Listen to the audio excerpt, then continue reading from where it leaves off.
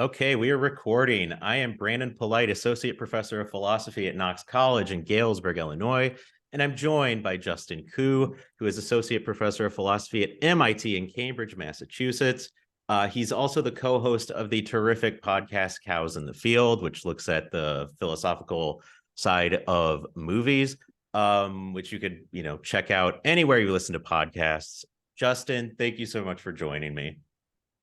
Thank you for having me, and I'm super excited to be here. Yeah, we're going to talk about something that's near and dear to my heart. Awesome. So we're talking about scariness, what it is for something to be scary. And so I'll just invite you to give us the basics of what you think scariness is, and then we'll dig into it from there. Sounds good. So I should say at the outset that this project is the title of this paper and this project is kind of like a misnomer. So I am interested in what you might think I'm about to do when I say, hey, I'm going to talk about scariness. And you might think what I'm going to do is something like tell you what makes like a movie or a creature or a sound scary, like what properties that thing has that it is scary in virtue of. And I'm not going to do that. So and I'll tell you why. Basically the reason is that I don't think there is any interesting answer to that question. So there's sort of two dimensions to that. So one is, and I'll go through my argument for this, but I think there is no fact of the matter about whether something is scary. So that's one part of it. So in some sense, we can't actually articulate some, factual conditions under which a thing really is scary. The other thing, though, is that I think for any individual person, so for you, for me, for my wife, who co-hosts Cows in the Field with me, there is a condition, some maybe not total condition, that would characterize the things that we find each individually scary. And so I think there's something cool about that, but you guys might not care particularly about what mine is when we talk about this. But so I think it's sort of parochial to actually try to engage in that kind of analysis, so to speak. Okay, so why then why care about this notion of scariness or whatever if there's not really any fact about whether something's scary? So the reason I got onto this is that I was interested in some linguistic facts about words like find. So I used that word find before, and I said, here's kind of the conditions under which I find something scary, like what it makes, what movies are like that I find scary. Or we might try to do the same for you, Brandon. What are the movies that you find scary like? Okay. So scary then is this one of these kind of special words, which can sort of, I think it denotes a property, scariness, which is a way we can find things. And this is actually not something that holds for all properties. So I can find The Shining scary, but I can't, in some sense, it's odd to say I find The Shining 146 minutes long. That's a very strange claim. Or I find The Shining directed by Stanley Kubrick, or I find The Shining to have X number of characters. These are very odd claims. But I find The Shining scary. I find The Shining terrifying. I find The Shining beautiful. I find The Shining too long. These are all natural claims that we might make. And so I think for all those words that are kind of characterized ways we can find things, I call those things reactive properties. So yeah, so the real interest is what the nature of reactive properties are generally, and that this includes aesthetic properties like, elegant and beautiful and so on. But it includes, unless we want to be aesthetic in the broad sense, and have like too long count as an aesthetic property, or things like disgusting count as aesthetic property. I don't know if people do. I don't, but um so I think of reactive as this kind of broader term that encompasses the aesthetic, but other things besides. Should I Awesome. pause? I don't know. Yeah, no, awesome. Thank you. Yeah, one thing that you mentioned there, right, is that there are certain things that you find scary that I might not find scary, right? And it seems that finding something scary is different than believing something is scary, right? Although I think that to find something scary may lead you to believe it's scary, and if you find something scary and I don't, I'm going to say your belief is false, right? Yeah. I may not even, I wouldn't say it's false that you find it scary. I'd say that's true. But what I'd say is your belief that spiders are scary, or The Shining is scary, or the curry is spicy, or the movie is too long. Those beliefs are false. And so, do you have thoughts on like the finding versus believing distinction? Yeah, awesome. Thanks. Here's some like kind of weird data about finding and believing. So both, you're totally right that like both are ways we could be related to claims about scariness. But they kind of relate these attitudes, finding and believing, they relate us to the sort of these properties in different ways. So uh if I find The Shining scary, it seems to follow that I've seen it. So it seems very strange to say something like, "I find The Shining scary, but I have never seen it before." There's something very strange, and this is an old observation. It goes back to Kant, and it's sometimes called like the acquaintance inference on finding or judging.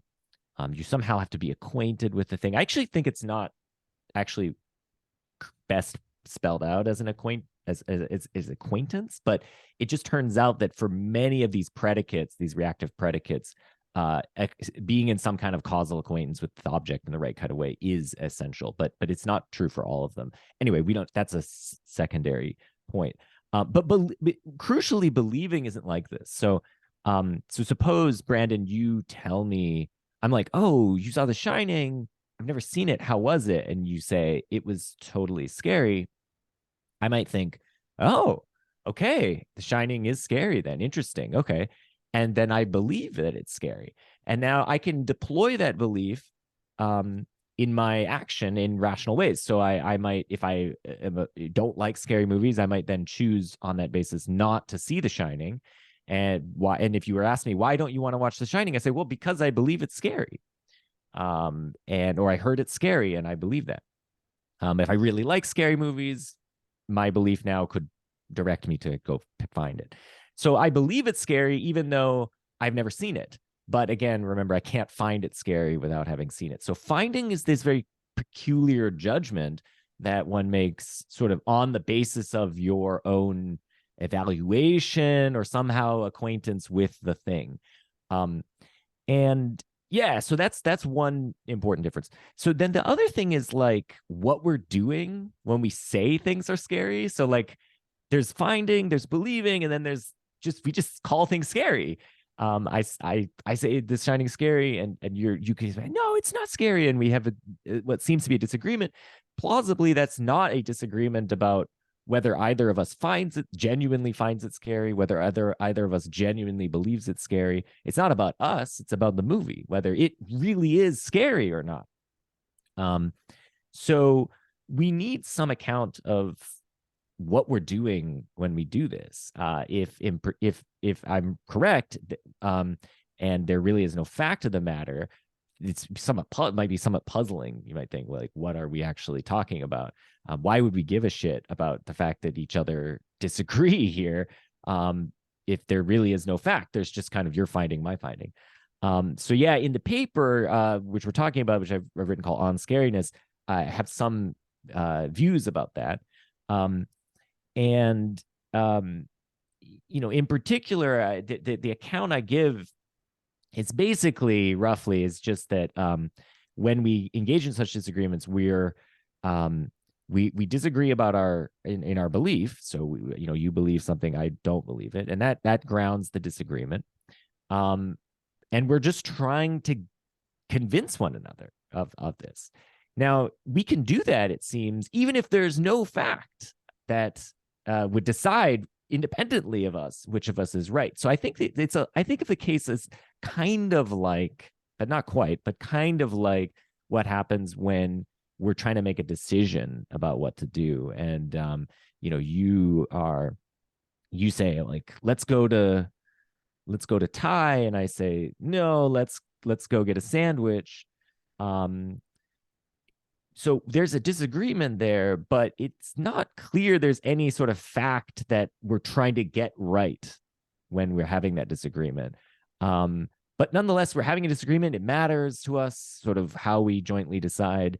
And I think the situation is very close, because I think in the case of finding, it's like that. It's like when we find something scary, it's not like we're trying to bring our attitudes in alignment with some facts that are already out there that we could be getting right or wrong. And I think it's like that with deciding. So when we're deciding to go where to go for lunch, it's like there's some fact that's like the best place to go to lunch that we're trying to get. We're just kind of making up our minds together. And so I think when we disagree about scariness, it's similar in that regard.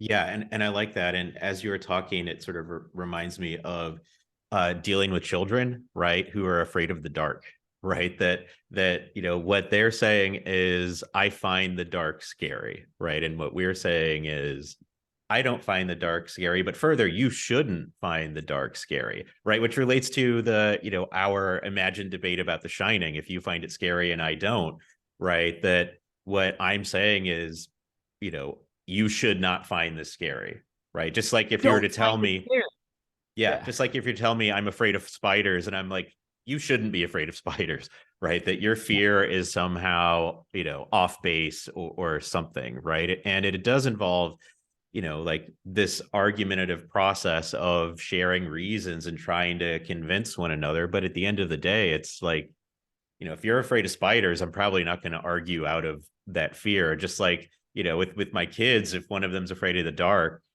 I might not be able to argue them out of it. Right. And so what do you, Yeah. So like, what are we doing then? Like, more basically, when like we're arguing about scariness and whether, particular things are scary or not. Totally. So, I think in a way, this is a question about what it is to believe that something is scary and what it is, I think, relatedly to find something scary. So I won't go into the details because they're kind of complicated, but I think that believing scariness is sort of an attitude which bootstraps on the finding attitude. So in a way, we have to sort of have a better sense of the finding attitude, and then we can understand the believing attitude. Okay, of course they're different, but as we saw at the beginning, but they're related. So what's this finding attitude? So I think of it as endorsement.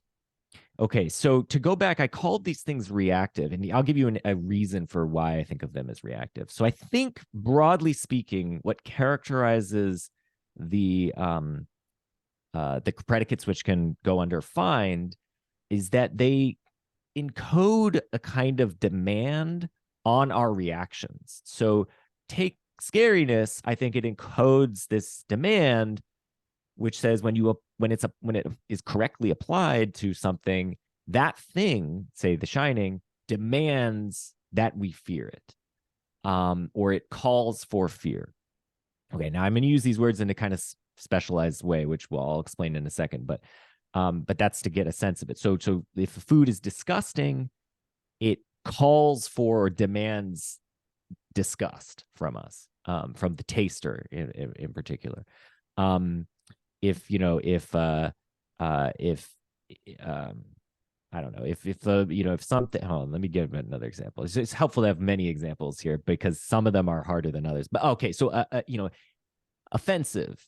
This is actually a word I've been puzzled by for a long time, but now with the sense of reactive, it's a kind of reactive predicate. I think I have a better sense of what's going on. So we talk about things being offensive, I think, is for it to call for a certain attitude in reaction to it, namely offense, to take offense at it. Okay.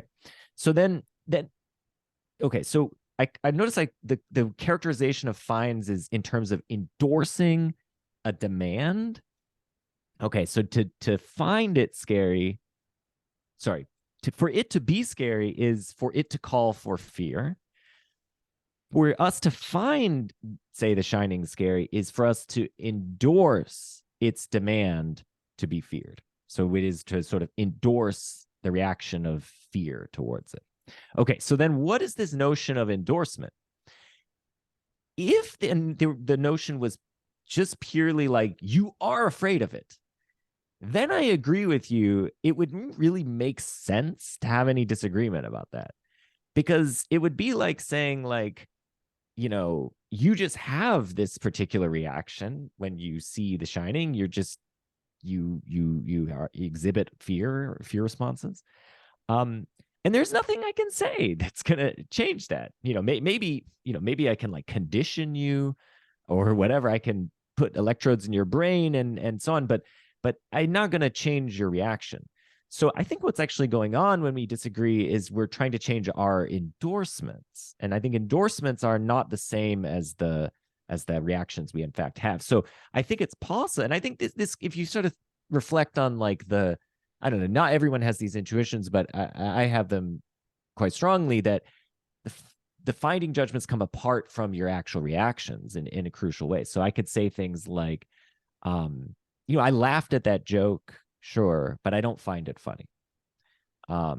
And there I think what's going on is you're sort of distancing yourself from your own reactions. You're sort of saying like, I don't endorse this reaction at all, or like that movie really scared me, like the jump scares really got me, but I don't find it scary.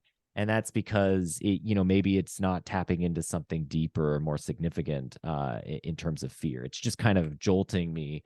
But it's not really the kind of thing that, like, to put brought loosely, like should or really is, fear inducing.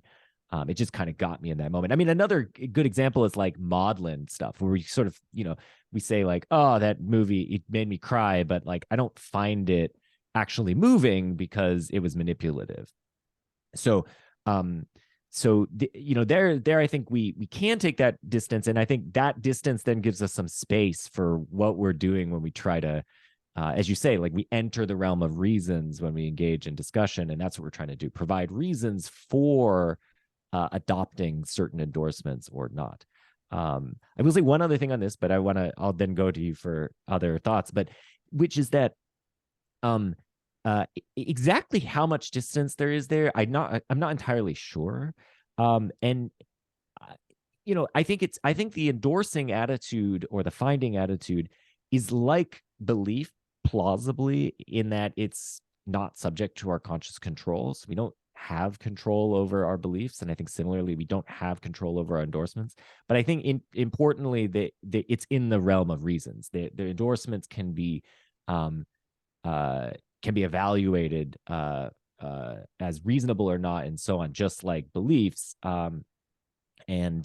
I think, of course, it's different though, because I don't think there's no fact of the matter that you're trying to conform your endorsements to. Whereas for beliefs, at least for factual beliefs, there are facts. So there's like independent standards. So there's differences, but I think it's also, it's not as if, I can just convince you by, I don't know. It's not like you have conscious control over these attitudes, like maybe you do with decisions, perhaps. I'm not sure, but yeah.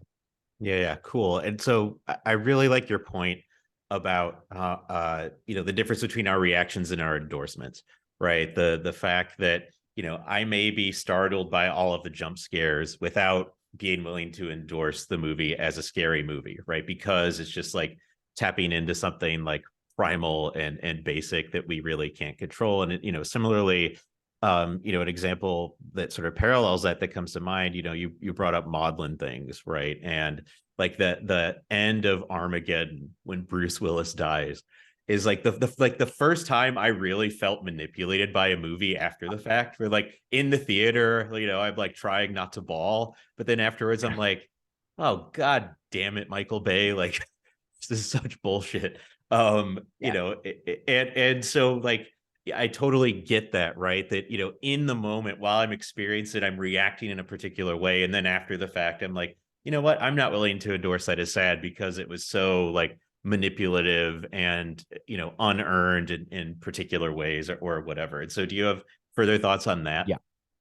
Yeah, well, I mean, just another example of this. My wife and I have disagreed extensively about this film. Forrest Gump is one that she will cry at the end of, but then,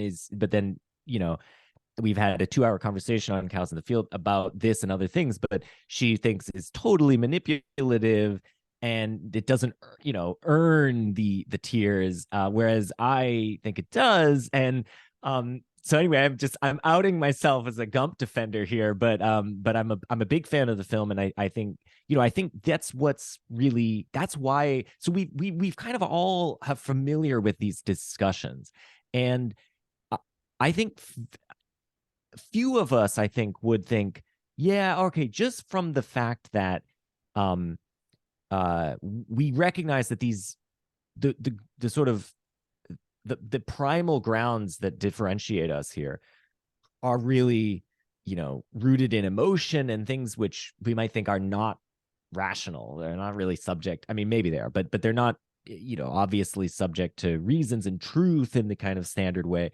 But nonetheless, we feel so compelled to engage in these disagreements. And what I think is so interesting is there's this kind of other regarding aspect of it. So if you uh don't find something, say, scary, just to use the primary example of today, but you meet someone who does, how you regard that person is an important dimension of your endorsement, of like what it is to endorse, I think.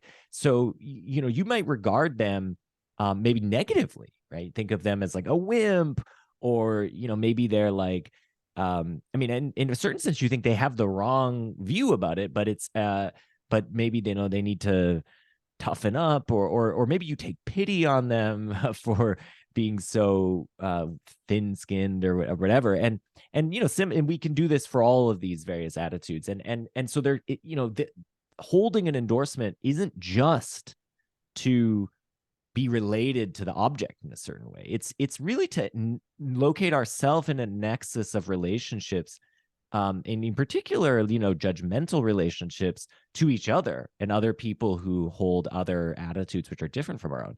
So what I'm actually playing with right now is the idea that what it is to endorse is kind of to take a neutral stance on people who have the same reactions, or who do react in the way that the attitude that you endorse, and then to sort of take a differential attitude towards people who don't.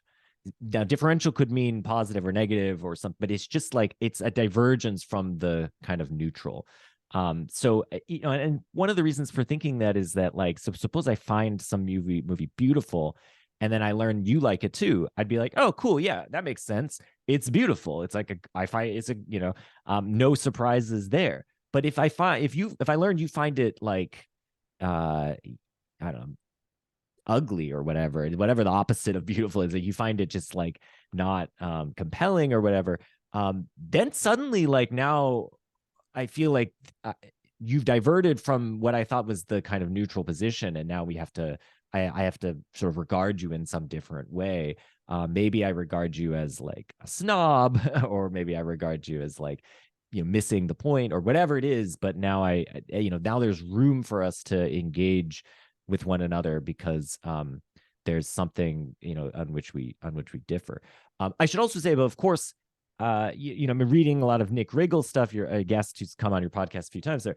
But Nick thinks even when we agree, there's sort of room for us to engage with one another, because we might have different reasons for why we agree about some finding judgment. And I think that's also right. So I don't want to disclose or foreclose that possibility as well. I think there's room for us to both find the movie scary, but for totally different reasons, and engage in a very heated debate in that regard. So yeah, awesome. And yeah, as you were talking, I was thinking about Nick Riggle, but in a different light, which is that for him, aesthetic judgments are not like final verdicts on the value of the thing. Rather, they're invitations to engage in discussion with others and to sort out where we agree, where we disagree. And so that's interesting. But one thought I had as you were talking, and there's actually a lot to dig into here. There's a lot of different directions we could go in, but I'm going to go with this one,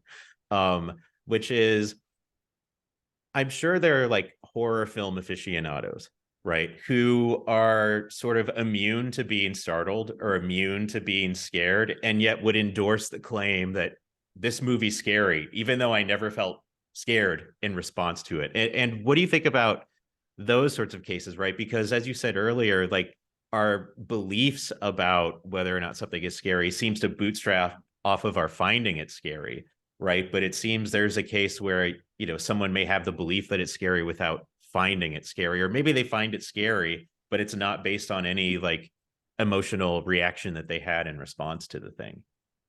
yeah, so this is kind of what I'm playing with right now, is the idea that finding um is really this sort of neutral. It's like to take a neutral attitude to someone else's reaction to that thing. So to find The Shining scary is to kind of be neutral with regards to if to learning in some sense that someone was fearful in response to The Shining. And I think that's maybe useful way of thinking about it, partly because it allows for space for somebody to find The Shining scary, but then also not be scared by it. And I think it is a kind of commonplace position that we're often in. I mean, here's a couple examples which are not that commonplace, but I think will help to illustrate that this is a thing which can happen. I mean, suppose that I I've heard that The Shining is so super scary. So then, like, every time I watch it, I take like drugs to like lower my blood pressure or something. So I just like never, if it never evokes any like usual fear response for me. I'm usually like totally chill when I watch it. Nonetheless, I like think it's plausible that I can find The Shining scary. In fact, the reason I'm taking these drugs is because I find it scary. Because I watched it, I found it scary, so I was like, oh, I keep taking the drugs every time I see it. So I think like, I think we're often in a situation where, you know, where we aren't reacting the way that we endorse as the reaction. But in those cases, we sort of have an explanation why we might not endorse it or sorry, not react in that way. And in that case, it's because I've taken the drugs. But in other cases, maybe the horror aficionado case, that might be one where that guy, he's just like, well, I've seen a lot of horror movies. I'm super callous. And I'm like a sort of cynic when it comes to these things. And so, but nonetheless, I'm not incapable of appreciating if something is scary or not, right? I think that person, it would be strange to say like the horror aficionado who can't be scared, like can't recognize scariness. And so, yeah, what he's doing is he's sort of exercising his endorsement power, even though that's not going to be related in any way to his actual reactions. And for many of us, that's going to be sort of foreign, but I think, yeah, I mean, I think I've definitely experienced it. One of the movies I found the most scary from in recent memory is this movie called Incantation, which is a really like kind of, it went really under the radar. It's streaming on Netflix actually right now, and it's a found footage, I believe it's Taiwanese movie, and uh, you know, it has some really scary stuff in it, but I don't think like I was, feeling the kind of terror and dread that I felt, say, in when I watched recently Dancer in the Dark, which is this Lars von Trier film, which really did shake me to my core at the end.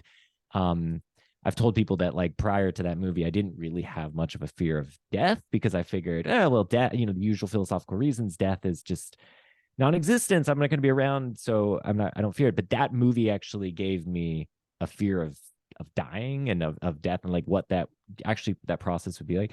That is really, really terrifying.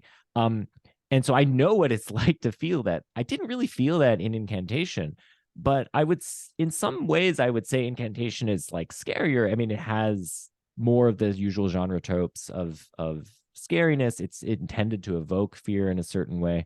And so I would still say I found Incantation like really scary, even though, I was not terrified in the way that I was with Dancer in the Dark. I mean, what people say about Dancer in the Dark is that like it's emotionally just like gutting. That's what people say, and I can see that, and I would agree. It is emotionally gutting, but in fact, actually, it was not sadness that was the primary emotion that I was feeling when I was watching it. My wife, yes, she was crying. I was more like struggling with existential, like coming to terms with the fact that I was going to die. And so but anyway, but those so I think, and maybe this is just a related point. I mean, what scariness, like what reactions are actually like lexically encoded in scariness. It's like not just fear, obviously. There's more to it.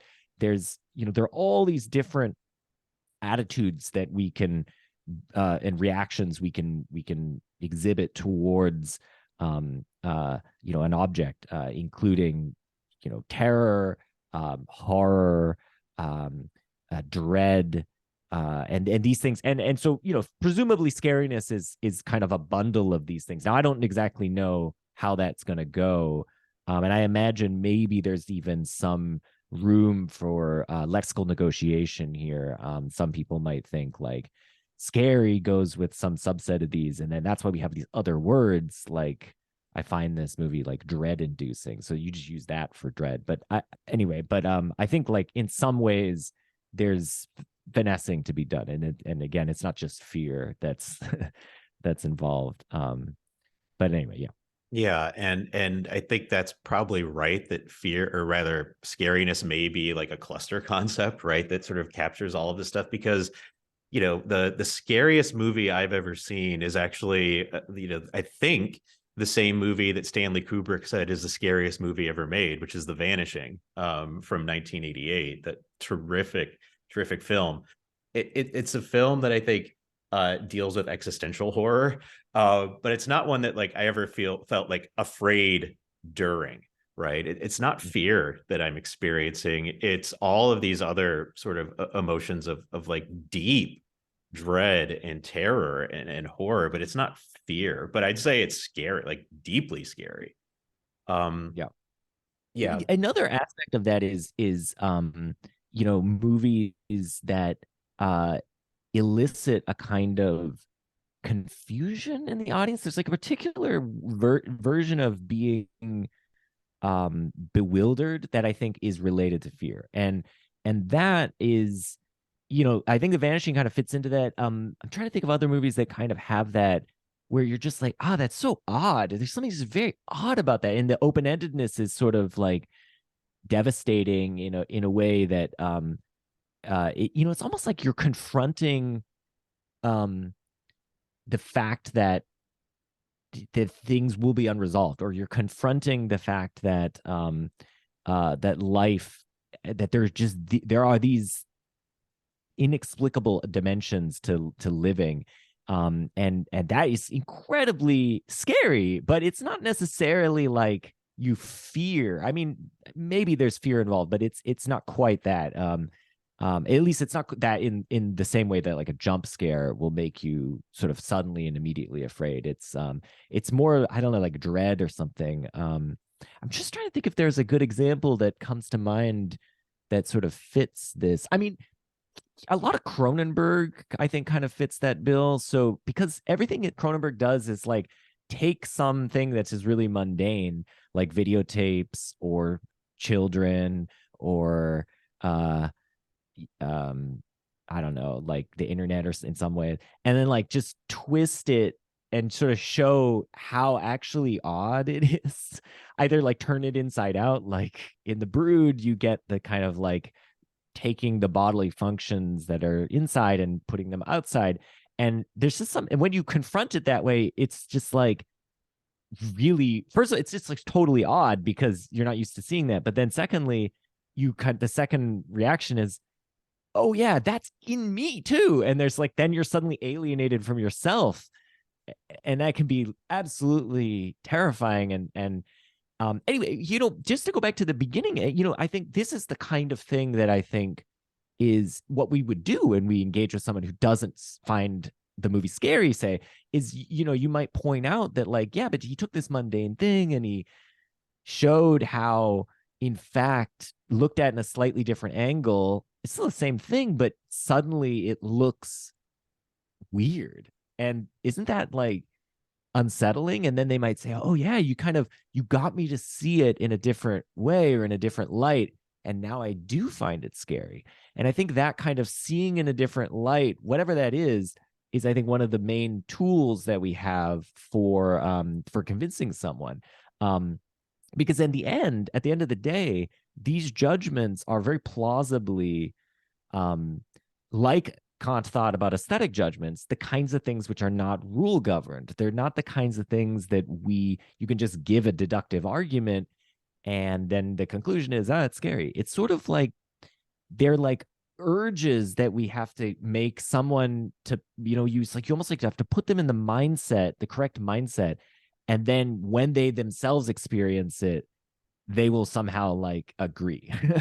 And that's just a very, there's something phenomenological about it in many cases, but there's also just something about, just being in the right frame of mind. And I think that's why for me, some of the best scary movies are ones that, help draw the viewer into the frame of mind it wants you to be in. And then it gives you this sort of scary thing. Actually, just to say about that movie Incantation I mentioned, one of the ways it does this is not a spoiler of the movie because everyone should see this movie. It's really, really awesome. Again, streaming on Netflix. Is the beginning of the movie starts with an optical illusion.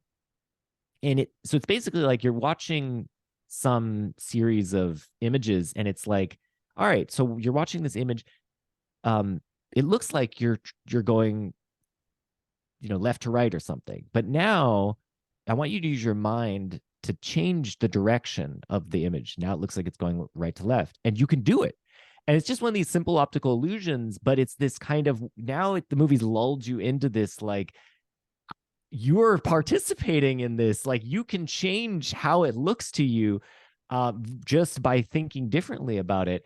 And and that's one of the great things about like found footage movies is there's this kind of invitation into the world of the film, this kind of elimination between the fiction of the film and the real world. And this was like a really cool way to do that, to like bring the audience in by saying like you're a participant. And it actually was so good that I thought it actually flipped itself. Like I thought it was like a trickery where they actually switched it. So I rewound it and it doesn't change what it's doing.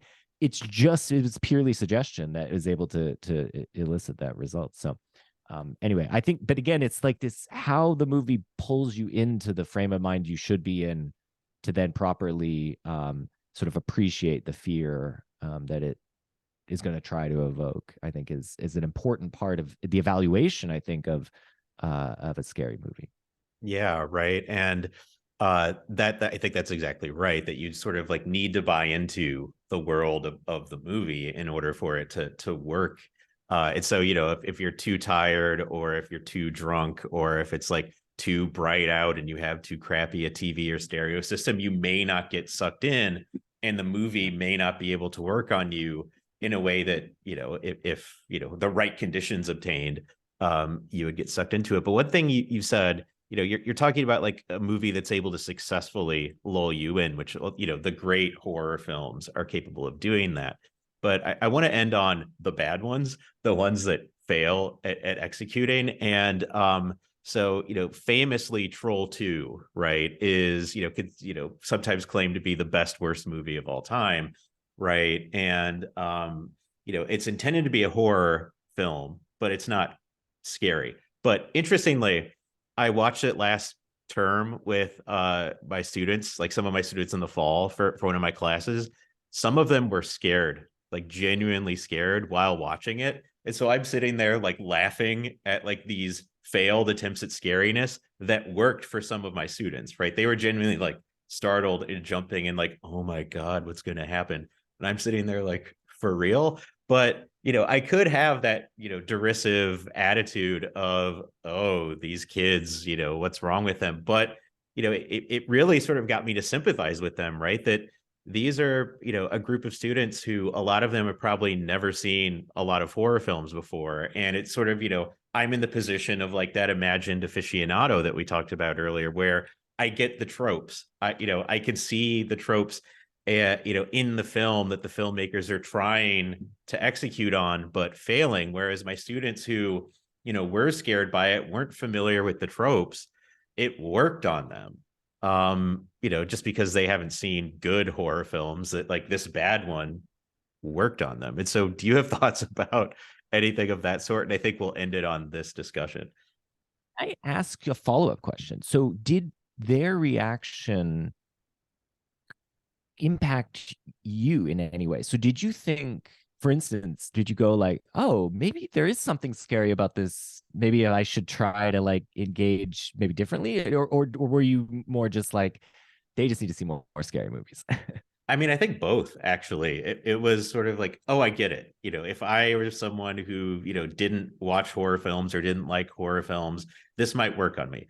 Right. But I'm neither of those things, so it's not working on me. But the other one, it did make me like, it made me engage more deeply with the film, like become more absorbed in it. Like, okay, this is actually working for some people. Like, let me, not be so cynical about it. And, it made me enjoy it more deeply than I think I otherwise would have, even though it's deeply enjoyable. But of course, for reasons the filmmakers didn't you're intend. you're Yeah. enjoying it in a different way than maybe they are.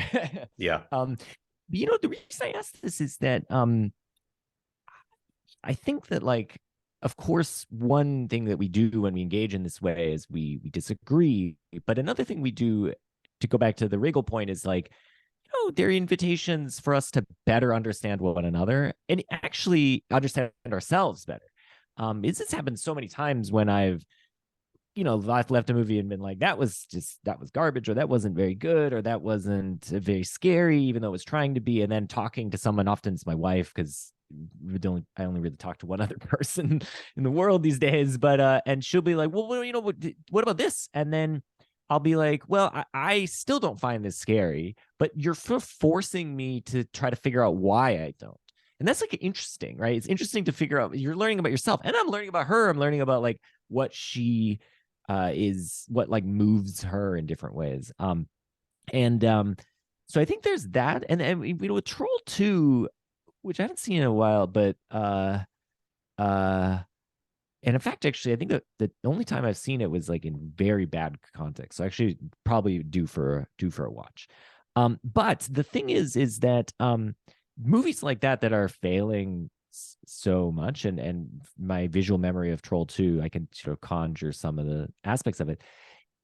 It's failing in a way which is like sort of inexplicable how bad it is, where it's like disturbing in its own way, where you're sort of like, why why is this happening? Like, why isn't it at one point like there's like popcorn and people are being eaten? I can't remember, but there's some very It's a sex scene.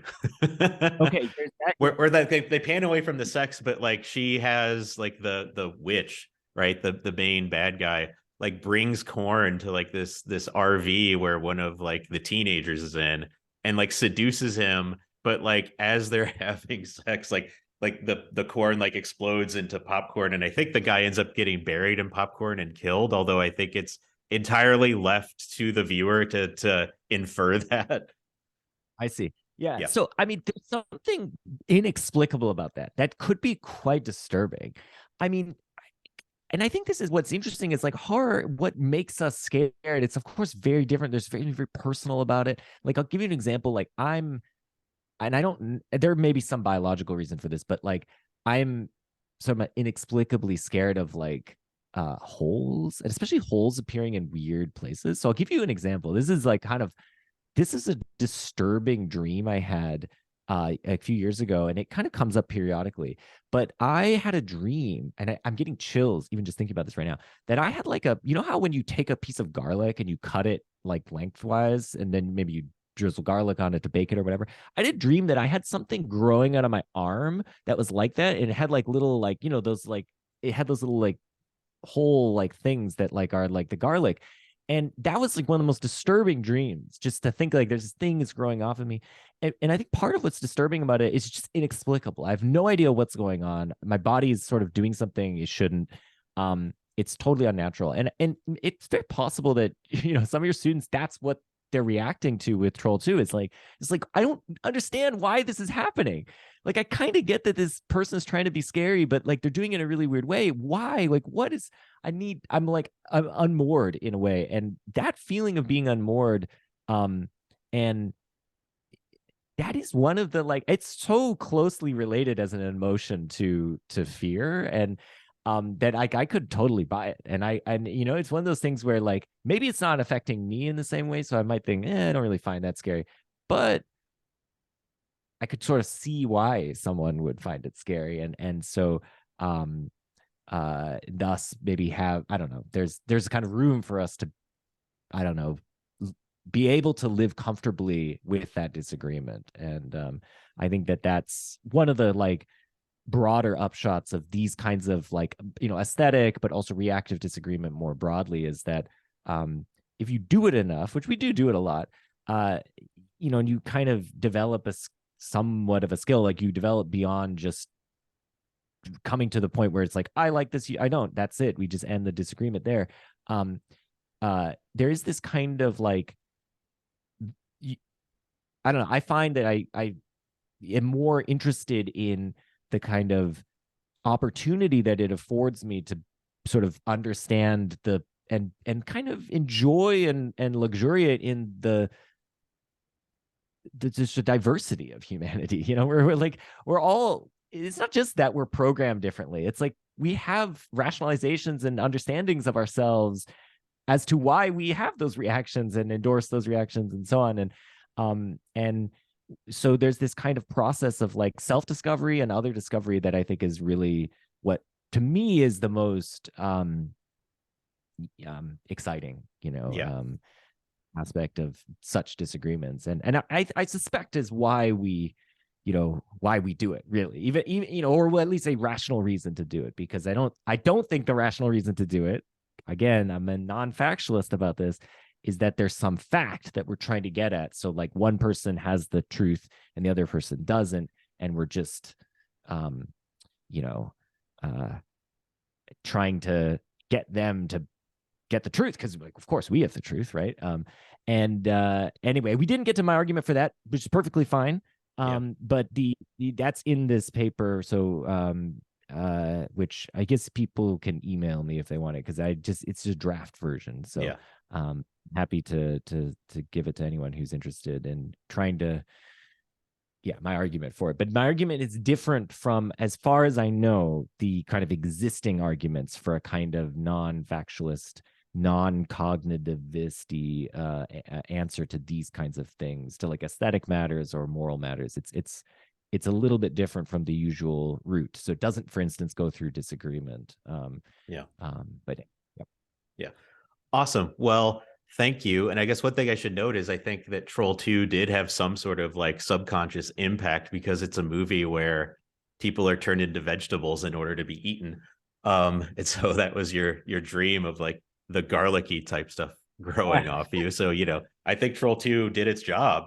But on that note, Justin, thank you so much for joining me. Again, if people want to email him to see the draft of the paper, by all means do. And also, please check out the podcast, Cows in the Field. It's really, really, really terrific. I've listened to a whole bunch of them and I'm a fan. So thanks again, Justin.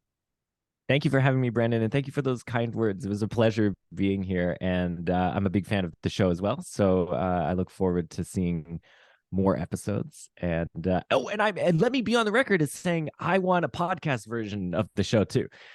Yeah. So I know it's something we talked about, but we could talk about that off mic. But I just think like it's great, and I want it to be heard by more people. And I think in podcast form, you'll even get even more. So yeah. But yes, thank you for having me. Sorry to like put you on blast, but just because I want more people to hear it, I think it's great. I think you're doing a real service to the profession. So thanks. Awesome. Well, thank you.